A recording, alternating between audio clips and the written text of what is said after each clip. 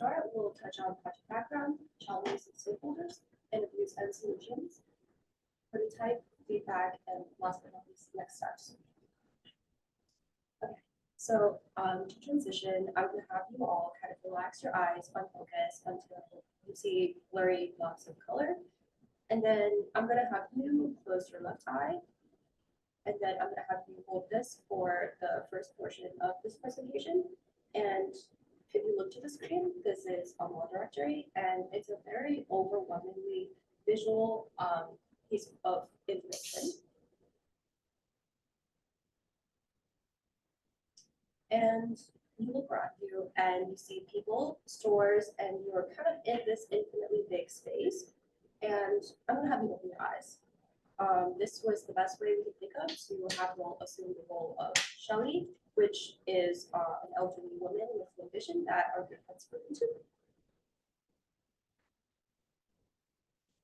Now, Shelley prefers to navigate the world with the help of a sighted individual. So in this particular story, she was at a mall in California, and her cousin and Shelley were standing in front of the directory, and in the corner, they noticed a QR code. And upon scanning, Shelley hears a voice from her phone that says, "You come in through the north entrance. You come in through the north entrance, and to the left, approximately 30 yards away, is a food court, and all the way at the end of the left wing is a Macy's." And she tells her cousin, "I want to try and make it to the Macy's on my own and back." And she did. So QR codes, these considerations may not seem transformative to the navigation experience of most, but to Shelley, it was one step towards independence, as well as a tool that excited in her this excitement to challenge herself in which she hadn't before. And she said, "It was the first time in my life that I encountered something like this. It was surprising, but most importantly, it was encouraging." And the reality is that considerations like these are most often found in bigger cities and establishments, and not necessarily anywhere local to us. And so what if we could bring Shelley's excitement closer to aid those in our community with low vision and who are blind? And in our very own botanical gardens, a place intended for relaxation and peace, but can often be overwhelming to navigate, much like a mall site. So kind of why does this challenge matter? So in the US alone, there are 20 million people with some form of visual impairment, but we narrowed that down to Michigan. That leaves over 200,000 individuals, and in our county, at least 3,000 individuals.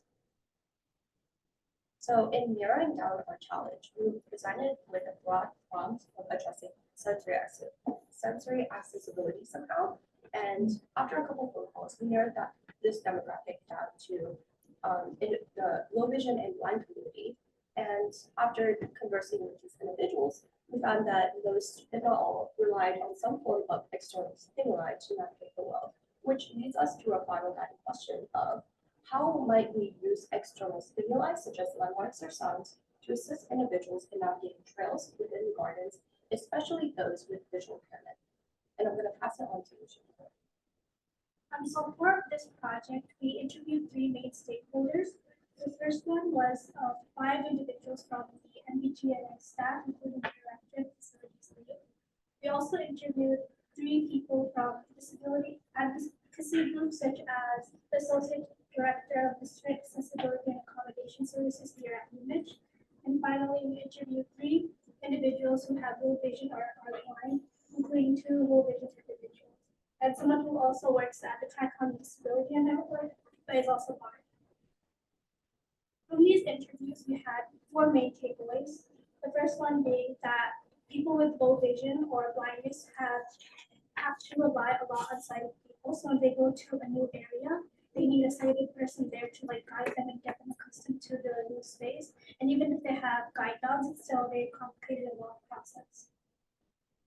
They also wanted accessibility integration into mobile phones because it is something a lot of people already have. It makes it more intuitive to use and an easier solution. Though we did find out that some low vision individuals don't have phones, so there is a different solution for that. In addition, they also emphasize the need for spatial description. So for us, it's very easy for us to see something and say, oh, it's right there, it's over there. But for them, they emphasize that you needed to be very descriptive when you were telling them directions. So like, how long would it take to get there, in which direction, like anything nearby. And that's how they would be able to navigate a new area. Finally, for the MBGNA staff, we found out that this was a completely new focus for them because originally they did only focus on physical accessibility. So for them and us, this is a new focus. From our interviews, we also got a lot of important and useful other apps and products that they told us about that they used and that helped them have a more positive experience. From these, there were many different features like audio description, vibrational cues, which is what the ping tags used. So every time you were near a bathroom, it would vibrate to let you know. In addition, there was GPS and also environment detection, which is like using the QR codes to tell you information or like looking at cross signs and figuring out like if it says you can go anytime. And our chat bot has all of these features and Yousif will tell you more about that. So next is our prototype. We have to choose a solution with all this great feedback. What solution? We decided on a GPS navigation system that is an app specifically tailored for those who are originally impaired. So why this solution? We chose this solution because we believe that it had the most versatility. It was the most versatile version of an app that we could make that would also be tailored to each person's individual needs. And so now we're going to go through a walkthrough for prototype. So first things you get is a getting to know you page. These are a series of pages where we ask the user about how they navigate life so we can alter the preference and the usability of the app towards them. We also have a contrast map interface. So this is for people who have low vision. But keep in mind, if you have no vision at all, you also have a text feature. This entire interface has text feature. So you can gesture and you can also have voice commands. We also have a QR functionality. The QR functionality is meant to replace in-person signs. So like, this is a coconut tree from Thailand. You scan it with your QR code, the QR code AI system that navigates and helps you scan the QR code, and then the device will read to you what the sign says. We also have checkpoint narration. So at each checkpoint that individual reaches, they have an option to listen to a narration that helps make them aware of the surroundings. So to your left, there's a pond. A pair of swans always live here. To your right, there's 4 benches. And then our last feature that we want to highlight today was a staff feature. So this feature is used if you ever need assistance, if you're going the wrong way, if you have assistance for any reasons, you can press staff and then you will alert an MBGNA staff member to come help you and find you on the trail. So after we developed this prototype, we took it to a few stakeholders to get feedback. We met with an MBGNA employee. We also met with a support group for those who are visually impaired. First thing we discovered was that there was difficulty in rating our usability without firsthand experience and lack of descriptions. So because we didn't have a physical prototype for them to use, it was really hard for them to understand what the prototype was. And because we came in with descriptions that to us were very descriptive, but to them were not, we realized that it was really hard to get a better understanding of how useful the app was. From both parties, we learned that the idea was great. They really loved the idea. From our MBGNA staff, we learned, we talked and discussed about the alerting stuff feature. So we had some privacy concerns that the individuals might have, and we talked about how we might target these privacy concerns and ensure them that their location data is safe and is not going anywhere else. The support group also had some concerns about the QR code functionality. Their main concern was how are we going to scan this QR code? So we have to figure out a way to implement this AI and test it to make sure it works for these individuals. And with our discussion with the MBGNA staff, we would propose an iPad solution for those who do not have access to a phone. This would make sure that this app is accessible to all. So in terms of next steps, first thing we'd like to do is find more about the low vision of blind community. We met with very limited individuals. So if we were to meet with more, we can get more feedback. We'd like to host more interviews. So take a physical prototype or something that's more descriptive and go back to that support group and get more information. We would like to implement our QR codes. We want to get it implemented so they can actually use it and see that it might actually be a feasible option. And then last but not least, we'd like to enhance the app with all the prototype feedback that we received from all the different prototypes. And thank you. Any questions?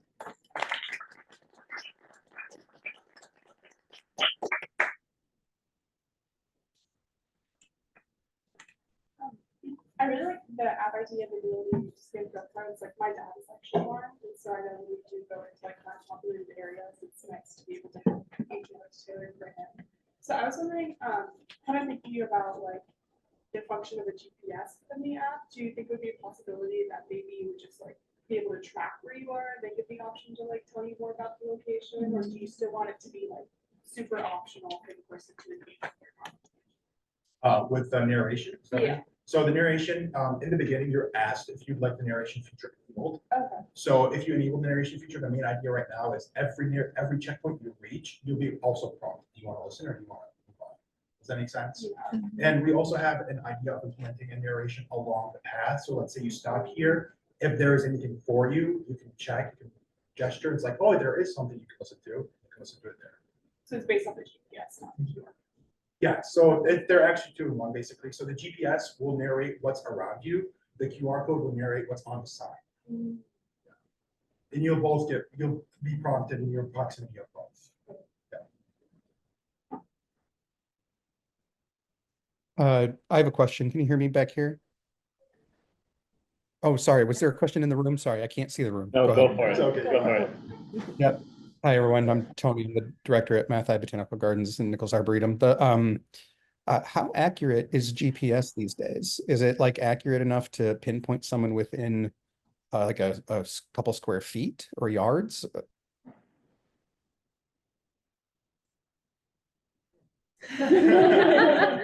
You know, I never really thought of that because to me, when I use GPS, it tends to be pretty accurate, but I think it would also depend on the network you have access to. GPS in itself uses two things: satellites and the cellular network around you. So depending on what we implement, that will determine the accuracy of it. But in Ann Arbor, at least, we have really good coverage everywhere. So from just on the spot thinking, it'll be accurate within a few feet.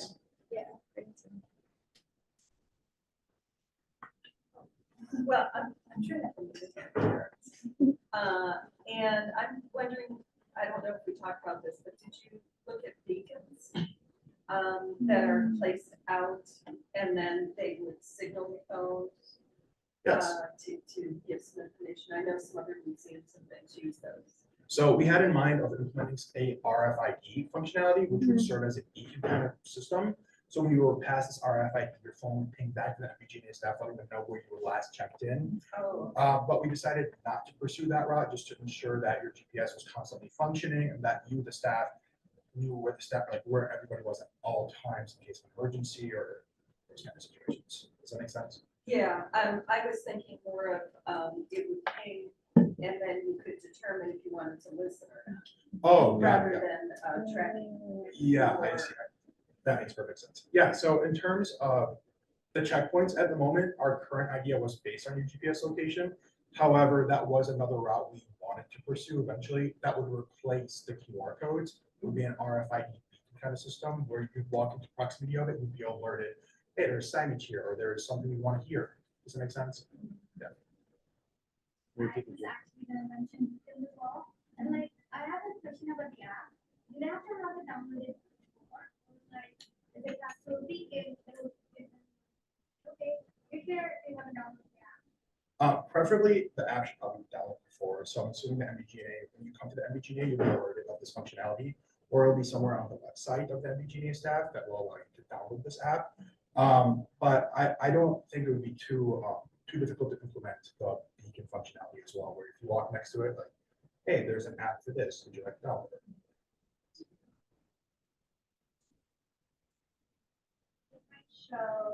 This question might show some, maybe like some bad knowledge about QR codes, but I'm curious what happens if, let's say, the trails change or the signage change or whatever the display is changing. Would that QR code need to stay the same, or would that be changed? Like all the same go? So the current idea is a QR code, it linked to a voice recording. So each QR code is unique to itself. So if you want to replace a QR code with something new, if you scan that QR code, you are directed to a new voice recording. Does that make sense? So if the signage would change, the QR code on the signage would also have to change to reflect the new voice recording. I was wondering if there were any other demographics or groups that this kind of process would also serve in addition to low vision or blind people that, yeah, any other groups that this might be helpful for? So currently, we're developing this app and the preface that it is marketed towards people who have visual impairments. However, we plan on it being accessible to everybody. So if you ever want to use this app or it's not like a gate kept app. Anybody can have access to this app. It's free marketing. Yeah. If that makes sense. That makes sense. So hopefully, we hope it will eventually go into somebody else's hands and help them in anything else they need. Or we hope to potentially update the app and add more functionality for others. Just a question. The recordings, like that kind of thing could be done for special trails, like themed kind of walk. And so that all the work that we would put into doing a recording based on QR codes or whatever they are, it would apply to everyone. It would be like when you go to the art museum, those stone things. It would be like that. Amazing. Thank you so much for that insight. Kind of building off of that point, thinking about the National Park Service example, do you folks hope to plan to like focus on the navigation element, like how do you guide visually impaired folks through the space, or do you want to focus more on those features and like getting them immersed in the information that's there? So we chose the app in itself because we thought we could utilize it to implement all the features we wanted. So it'd be like a full 360-degree of everything that we wanted there, including a very good and safe navigation system and a way to learn about your surroundings. So you can be fully immersed into nature path per se. Amazing presentation. So excited.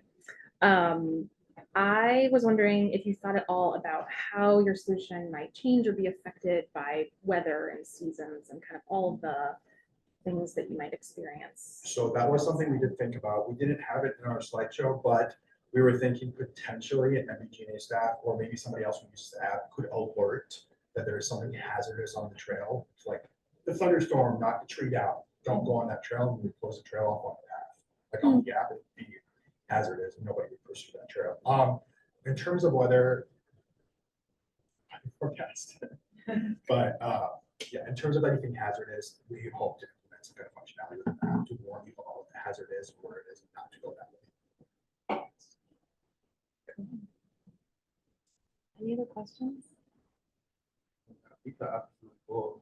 I'm wondering, I guess unfortunately, it sounds really expensive and it's implemented. Do you have any ideas on our future funding sources, I guess, besides like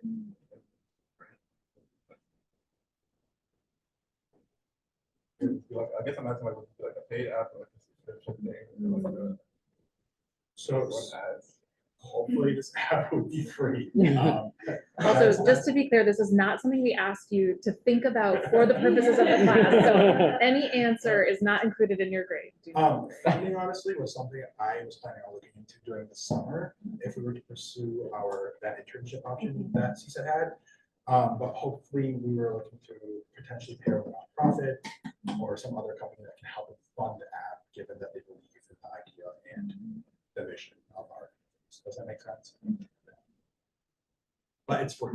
We're hoping it's free.